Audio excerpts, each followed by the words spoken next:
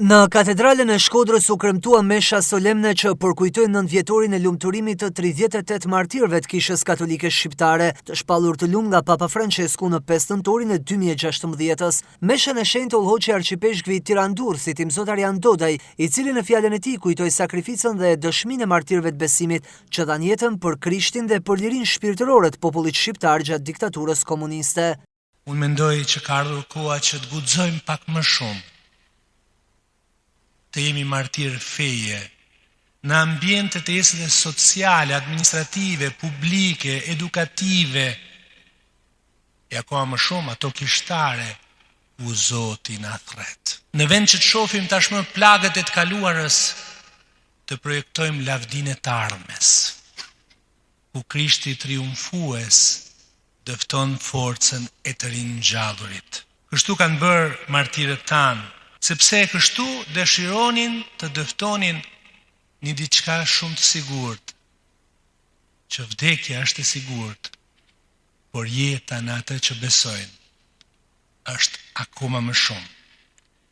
E Papa Francesku thoshte pikërisht për martirët tanë që dëshmuan lirinë e ungjillit që nuk përkulet përpara pushtetit të botës.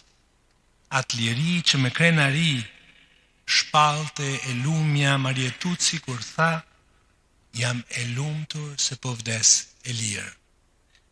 Sot neve duhet pyesim veten, problemin e lirisë a e kemi jashtë vetit apo me vetin?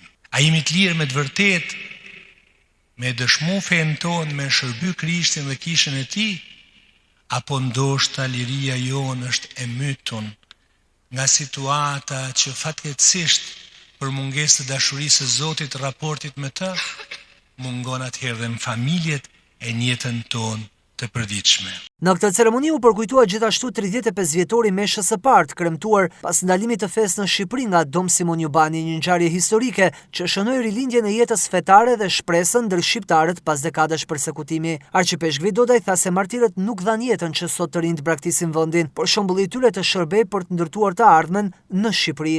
Është thirrje për të tashmen, për të ardhmen, për të rit tanë, që në kërkim të një lirie imagjinare e shohin të lehtë rrugën për ta braktisur këtë vend.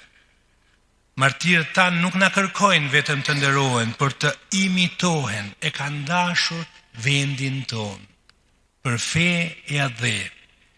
Ata na mësojnë se kisha rritet kur është e bashkuar, kur nëpërmjet meshtarëve besimtarëve lulëzon dashuria, mirëkuptimi, shërbimi.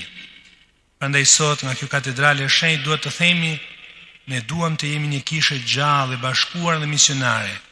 Kishë që shërben me përvojtëri dhe dashuron me guxim.